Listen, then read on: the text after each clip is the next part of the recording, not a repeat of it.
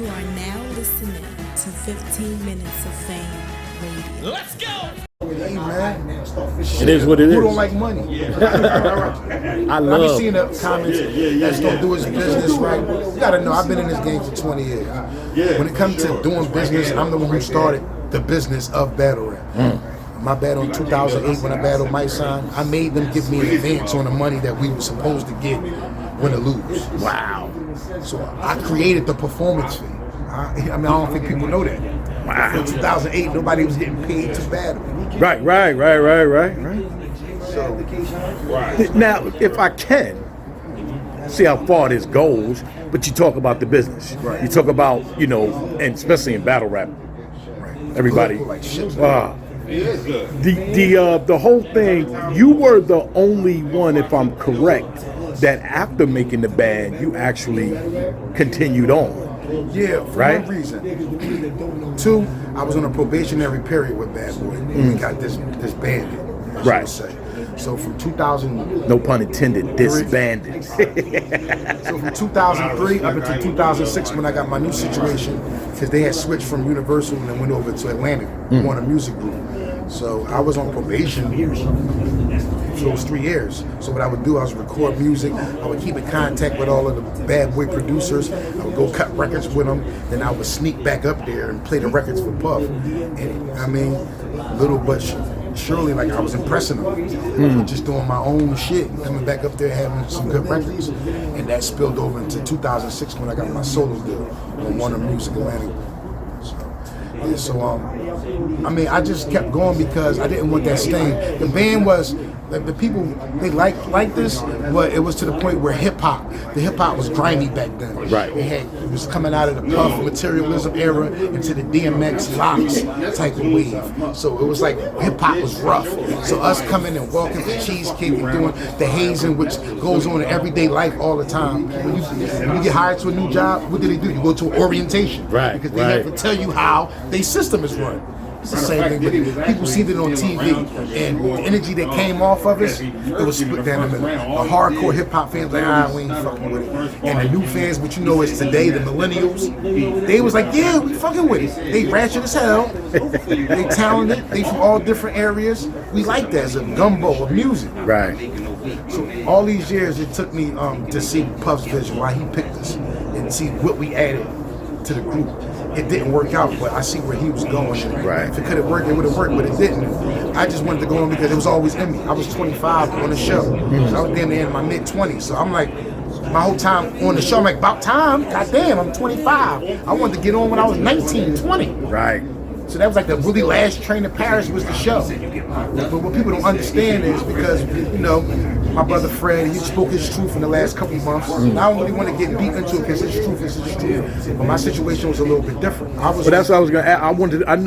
We heard, I wanted to hear I was on your probation. situation. So before we got picked, even for boot camp, I was on a run from a case in Philly. So way before we got picked to do the boot camp and do the physical training and got picked for the show, I was the first die line. Like I had to go to the staff like, yo, I'm hearing shit from Philly. They calling my people, my family crib. They looking for me. It's a warrant out for me. I gotta go back. They was like, here, man. Got Puff to write a letter, and that letter, I'll never forget when I first realized them New York was on a whole different time. give them the permission to me go back up there and continue with the competition. So.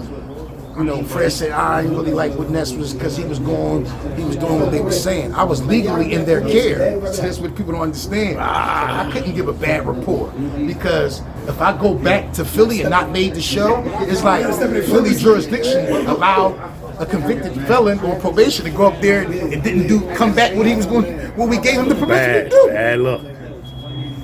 So yeah, like I rebelled, but I couldn't so much because I'm legally under their care. So I'm on paper with them. Right. If something happens to me, Bad Boy has the answer because I'm state property. Like I'm on real rap. So it was a little bit different. But, right.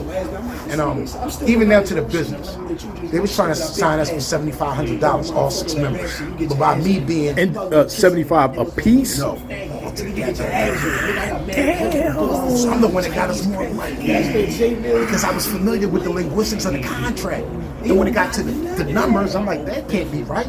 And then I need more zeros. Right. 7,500, not 75,000, which is a low number for 6 numbers. Even, right. That 75 is split. It's all 25 apiece. Ah. And they don't say that. Well, I was about to say, we don't know that part of that. They don't say that. And I wanted to pick Blue Williams to be our manager. At that time, he was Outkast's manager. Outkast had just sold like quadruple platinum on their speaker box Love joint, the Hey Ya record. They picked Phil Robinson, which was Puff's manager at the time. In-house. So there's a conflict of interest right there. So we were sabotaged from the beginning. So when people are like, what happened to you? You seen what happened. Every time I tried to step up and fight for the business, it was a tug of war thing. They was all offering $50,000 for our publishing at the time, which was a $300,000 deal. But the crack was, we all had to sign to release the money. I believed in myself. I believed that I'm a pure songwriter, and I didn't want to sell my publishing for $50,000 at the time.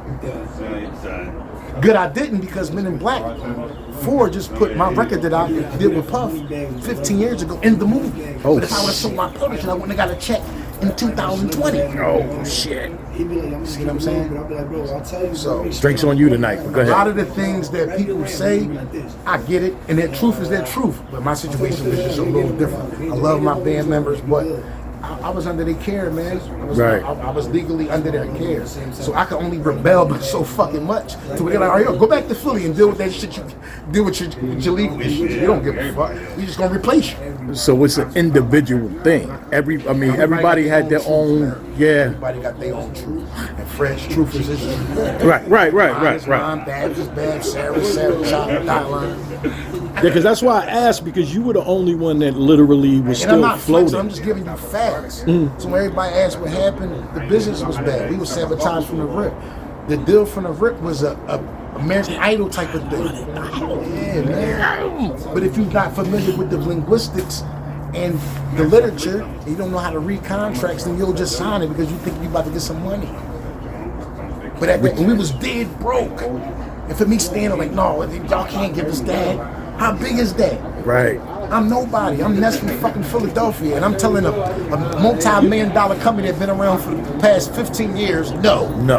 Come back. Come with something better. And they did. We don't talk about these things, but I love battle rap, and I always wanted to keep my seed planted there. Y'all seen on the first season of the show, I battled J Mills. They always go, it's not only Ashley, the closure card. So I love battle rap, and that's why I'm here. Not because I'm chasing a check or I'm trying to. I just love it. The energy it gives me, the feeling it gives me, watching it, being in the crowd, not even being in the actual battle, just watching it and seeing the talent in the minds of different writers and creators and how they put their shit together. I'm still a fan of that. So You can tell though. yeah. You know what I mean? Niggas like, yo, you too old to be acting like that. Nigga, I'm too old when I'm in the casket, motherfucker. That's what I'm That's a fact. That's a fact. And I tell people anyway, like, it's okay for you to be 19 and get into the business and still be 50 in the business. This is my second child like this battle rap shit. That's right. It's not until when I win, lose, or draw, when I get in a battle rap, I have no worries. It's not until after the battle's over, damn, I gotta pay. This is the first coming up. The lights gotta be paid, the cable, the internet. The kids went Yeezys. They going back to school. Goddamn, it becomes something different. You know? Real reality kicks battle in. rap is like me jumping into the fucking video game. Right. You know what I'm saying? And making a couple of dollars in the process. So yeah, I'm not around just because I want to be around, because I bring a certain energy. I love battle rap, Facts. and I appreciate it. And we love having you I here. appreciate motherfuckers still booking me and calling me, and man, it's a good feeling, man. Because a lot of people ain't around after 20. I'll tell you that. I'll tell you that. There's a lot of people ain't around at the 10. 5, 2, 3, 6 months. Yeah. Now, and again, I don't know if you noticed, but every time I do talk to you, every time I do interview you, I always make sure we make it clear you still here at a high fucking level, and we love you. I love it. Shouts out to Rob. 15 minutes of fame, your boy Ness. Ness versus Big Cannon. My prediction 2-1, first and third round. Down. Fine. 15 minutes of fame. 15 minutes of fame radio. Let's go!